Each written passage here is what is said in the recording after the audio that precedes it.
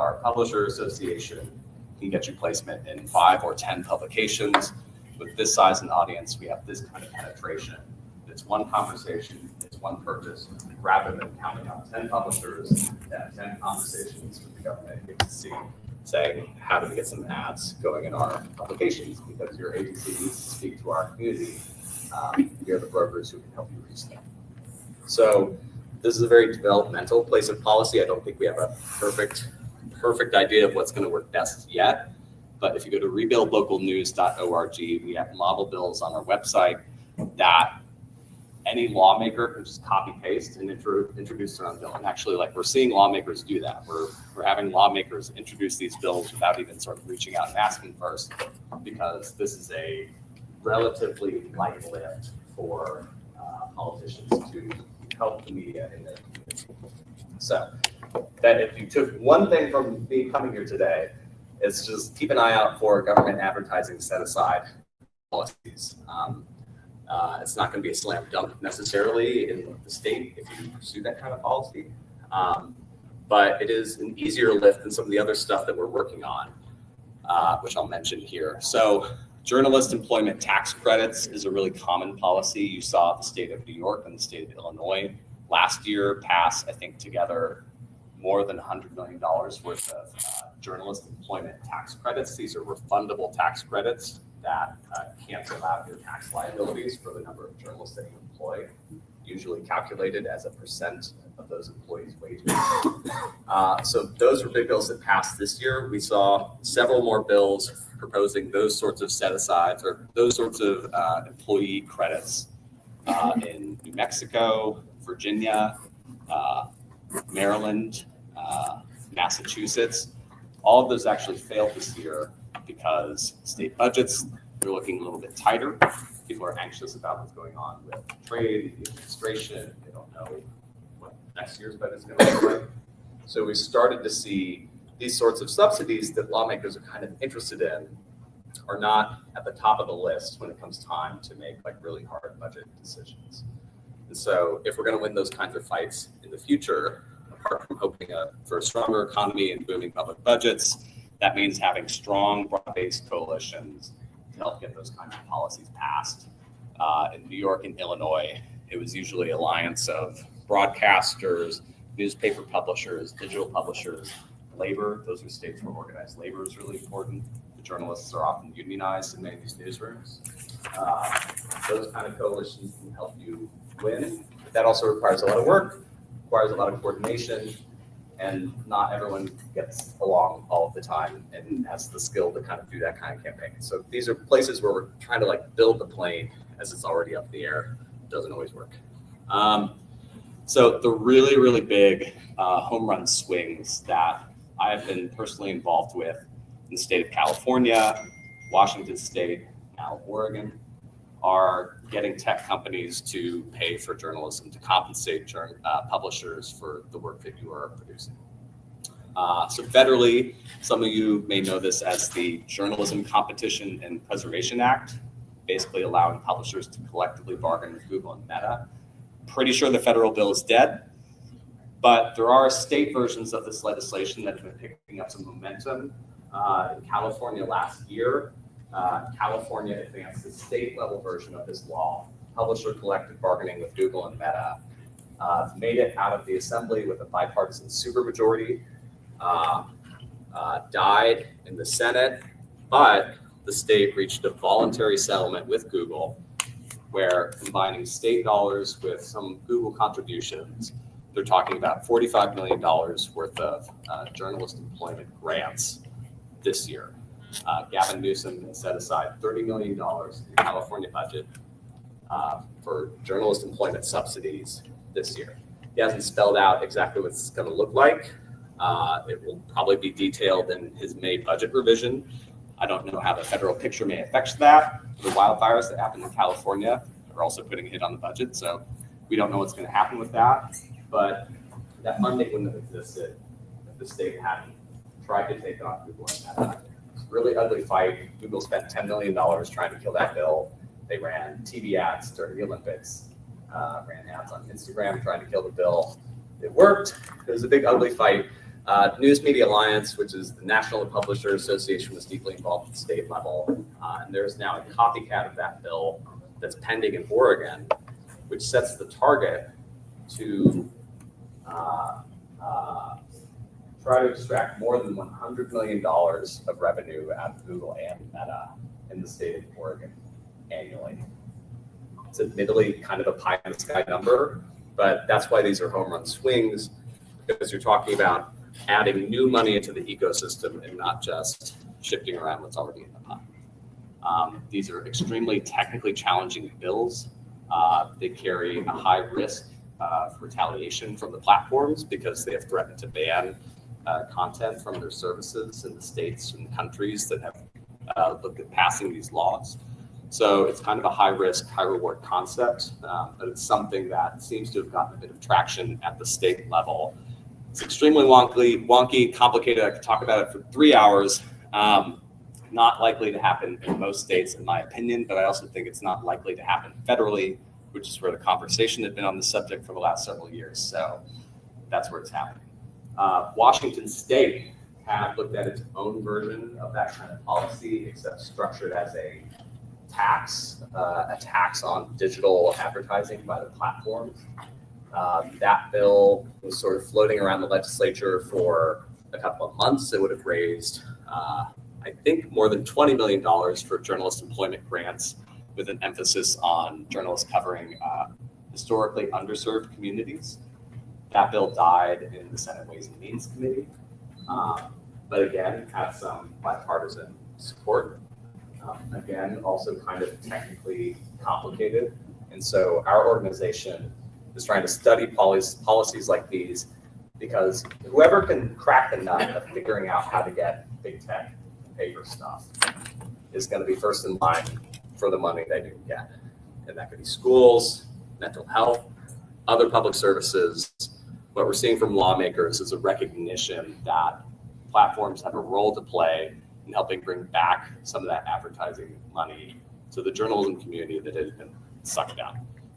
And you may have seen at the federal level, both Google and Meta are on trial for being alleged monopolies.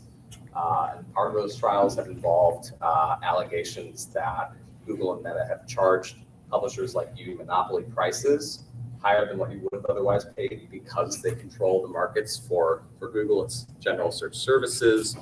Also the advertising exchanges, if any of you run digital advertising and use Google services, some of those services have been found to be monopolies in their marketplaces, and they've been charging you higher rates than are fair. So right now, the Department of Justice is going to be looking at remedies for probably how to break apart Google and to break apart those advertising tools. And so actually, if any of you are involved deeply in digital advertising, you may be the kind of publishers the Department of Justice, the Antitrust Division, might want to talk to about what would a better world for digital advertising look like if Google were to be broken apart. You know, the big guys are going to be in there. They're going to be making their arguments. I'm very interested to hear what smaller publishers might think of a fairer world for digital advertising. That's something that I will be looking at. So I'm very curious about that. And that could change the internet as we know it. Meta is currently on trial for having a monopoly in social media services. So they're talking about potentially breaking apart Facebook, Instagram, WhatsApp. Could all be run by different companies if the government succeeds in its antitrust case. So the internet that we have right now is probably about to change. And we don't know what that means for publishers yet, because these cases are still pending. The platforms will probably appeal them all the way to the Supreme Court, so it's not something that's going to happen tomorrow. But it is something that deeply affects you. And the Justice Department and the Federal Trade Commission may be very interested to hear your views on how this has impacted your businesses and what the future should look like. So I'll leave that there because, to be honest, I don't know what's going to happen with that. It's very speculative, but it is something that's going to change our world probably significantly if things continue on their current trajectory. I mentioned employment tax credits already. Some smaller policies that we're seeing that are a little bit more popular, I think, in more conservative or Republican-controlled states are small business advertising tax credits, which would give small businesses refundable tax credits. I think refundable. Wobbling on that a little bit. But the idea being that businesses that advertise in your publications would get tax credits for advertising with you, rather than, again, with a digital platform or a cable news company. So that's a place where you can actually help mobilize the other small business owners in your community to help get on board with public policies that effectively still steer dollars into the journalism world. A lot of stuff is easier to accomplish if you have friends that are outside of the journalism community.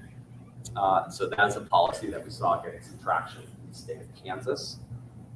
We unfortunately didn't get it out of the legislature this session, but that's something where more conservative lawmakers, they're very focused on small business. They like it when entrepreneurs are happy. And so that is another policy you can look at. It's a little bit less common than the government advertising set-aside policies that we've seen, but it's also a developing area of policy. There's some other stuff that's not hugely significant, but that is a lot of what we're looking at the state level. A lot of it is happening in democratically controlled states. I'm not looking at any legislation in Texas, for example, or Arizona. A lot of this is happening in California, Maryland, New York, Vermont, but we're looking and very hungry for ways to find inroads into these policies in more conservative states, because we think the votes are there among lawmakers to do something for community media. I think you have an especially strong case with lawmakers, and I think you've already heard that today. Why it's really important that you all are in the mix, because I will say this: if you're not at the table helping look at these policies and helping shape these policies, then other people are going to be at the table shaping these policies for you. It's my preference that you're all part of that conversation and you're giving your input on what your needs are, because otherwise people will not think to even ask sometimes. So that's why I'm really glad that I'm here. So anyway, I've just been yapping a little bit about what's going on, but I'd really love to hear from you guys what your questions are, what your concerns are, what your needs are. I really want to understand what sort of policies would be helpful to you, because I think Congress, I am personally treating it as a little bit of a lost cause right now on the policy level. I think that's not the case at the state level. Yes. So I love the idea or the topic of local businesses getting a tax credit for advertising with our publishers. Like, what is it going to take to move that forward, or like how can we help push on that topic? Yeah, that is a great question. So getting the bandwidth to work on this stuff is a challenge for a lot of publishers. You have every other problem in the world. We're seeing some interest from the philanthropy part of the world, which funds journalism, to sometimes chip in a little bit of money to maybe hire a campaign person in your state, or someone who can pitch in and do a bit of coalition building. Because really, the most important part in some ways isn't really the policy itself. It's the army that you're bringing to the table with you that says, this is why it's important. These are why small businesses support it. In Kansas, I think we had a relationship with the State Publishers Association in Kansas, and a person who was working on coalition building out there. We got a guy who was running a plumbing business who went to the Capitol in Topeka and testified in support of the bill. And so it wasn't somebody who was even in the journalism world at all. It's just a guy with a local business who's very blue collar, made this very persuasive case for why this is a good idea. And that sort of thing, in my mind, is one of the most important parts, is finding those constituencies for a bill like that that's outside of your world, to say, it's not just the publishers asking for something for themselves. This is a community push. There's a coalition that has many different parts. So I'm not sure that we have, or if we have, a model bill on the small business advertising tax credit yet. I'll have to double check that on our website. It's still very new. But once you get those policies, really the work is like finding like a small business association or maybe a local chamber and say like, hey, we're really interested in this. This would help our newsroom, is there an opportunity to collaborate here? Can we build a coalition? I think Real Local News is very interested in that policy in particular right now. And so also, if you think there's an opportunity there, or if you have a relationship with a lawmaker who's interested in that opportunity, if you have a friend in the local, chamber or something who would be interested in helping out on that, I think that's something that we'd be interested in helping coordinate and foster as well. If I can, wasn't there a similar bill in the state of Wisconsin which was more Republican backed a few years ago, and it was a tax credit, and it wasn't run by the Restaurant Association? This was for my time, and so I don't think I can answer accurately. The other one that I think I'm aware of is in New York State. One of the small publishers association that represents more like weekly newspapers was making a push into the entire state news coalition, I think, led by Zach Richner. I think they were also doing a push for small business advertising tax credit that was specifically focused on minority-owned businesses, if I remember. My boss, Steve Waltman, he's the founder of Rebuild Local News, co-founded Report for America. He's based in New York. He's been the one that's anchoring a lot of our New York State advocacy. So he's the one who kind of knows those policies in greater detail than I do.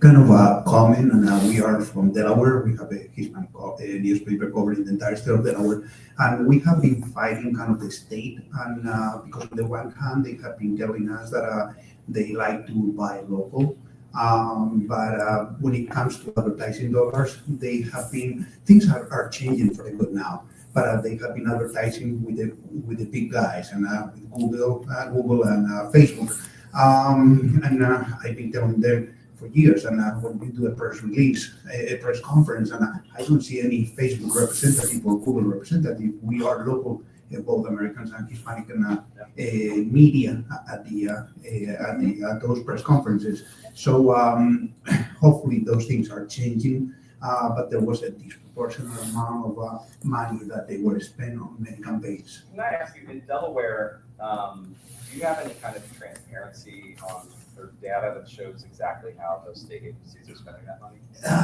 Delaware is a little bit behind on many aspects, but on that, it's just that it has been released some information about transparency of where the state is spending some of the dollars, and that's creating kind of a hassle right now. So we are right now in that process. And